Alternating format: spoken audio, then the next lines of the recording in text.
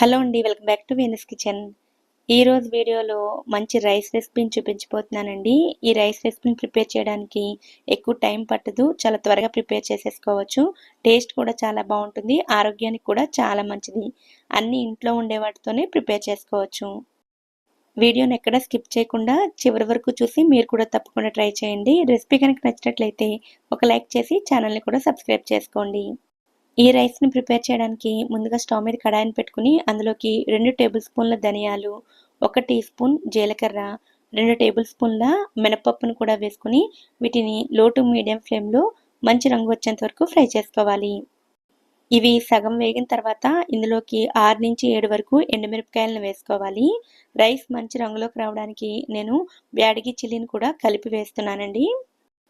తర్వాత ఇందులోకే 1 కప్పు వరకు కరివేపాకును కూడా వేసుకుని ఈ కరివేపాకు క్రిస్పీగా అయ్యేంత వరకు ఫ్రై చేసుకోవాలి. మంటను లో టు మీడియం ఫ్లేమ్ అడ్జస్ట్ చేసుకుంటూ ఇవి మాడిపోకుండా నిదానంగా ఫ్రై చేసుకోండి. తర్వాత ఇందులోకి స్టవ్ ఆఫ్ చేసుకునే ముందు ఒక 2 టేబుల్ స్పూన్ల నువ్వులను వేసుకుని స్టవ్ ఆఫ్ చేసుకోండి. కరివేపాకు చూడండి ఇలా క్రిస్పీగా ఫ్రై అవ్వాలి. ఇలా ఫ్రై చేసుకున్న తర్వాత వీటన్నిటిని కూడా ఒక ప్లేట్లోకి తీసుకుని పూర్తిగా చల్లారనివ్వండి. పూర్తిగా చల్లారిన తర్వాత ఒక మిక్సీ జార్లోకి వేసుకుని ముందు గ్రైండ్ చేసుకోండి. మరీ మెత్తగా కాకుండా కొంచెం బరకగా గ్రైండ్ చేసుకోండి.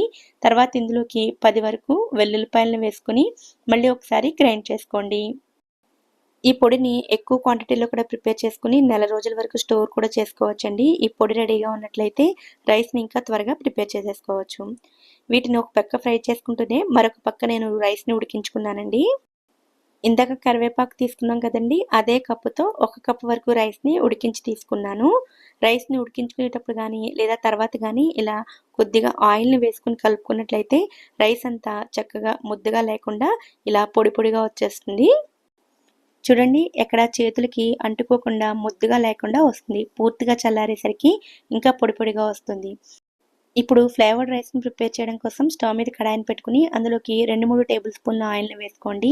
నూనె వేడైన తర్వాత పావు కప్పు వరకు పల్లీలను వేసుకుని మంటను మీడియం ఫ్లేమ్లో పెట్టుకుని ఫ్రై చేసుకోవాలి. పల్లీలు సగం ఫ్రై అయిన తర్వాత ఇందులోకి ఒక 2 టేబుల్ స్పూన్ల జీడిపప్పులను కూడా వేసుకుని వాటిని కూడా ఫ్రై చేసుకోవాలి. ఇవి 2 ఫ్రై అయిన తర్వాత వీటిని ఒక బౌల్లోకి తీసుకుని పక్కన పెట్టుకోండి. తర్వాత మిగిలిన ఆయిల్లోకి మనం ముందుగా గ్రైండ్ చేసి పెట్టుకున్న పొడిని వేసుకోవాలి. పొడి వేసుకున్న తర్వాత మంటను లో ఫ్లేమ్లో పెట్టుకుని 1 నిమిషం పాటు ఫ్రై చేసుకోండి. తర్వాత ఇందులోకి చిన్న నిమ్మకాయ సైజ్ అంత చింతపండు నుంచి తీసిన చింతపండు పులుసుని వేసుకోవాలి.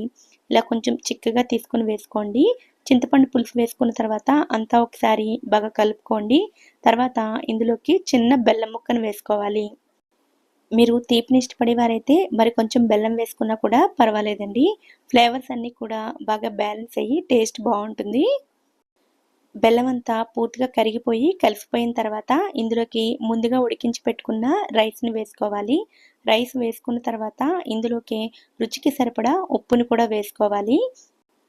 ఇప్పుడు మంటను లో ఫ్లేమ్లో పెట్టుకుని అడుగున ఉన్న ముద్దంతా రైస్కి బాగా పట్టేటట్లుగా 2-3 నిమిషాల పాటు లో ఫ్లేమ్లోనే కలుపుకోవాలి.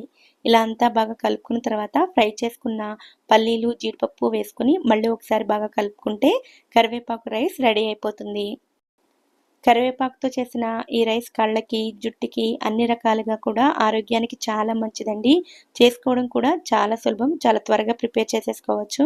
మరి ఈ కరివేపాకు రైస్ని మీరు కూడా తప్పకుండా ట్రై చేయండి.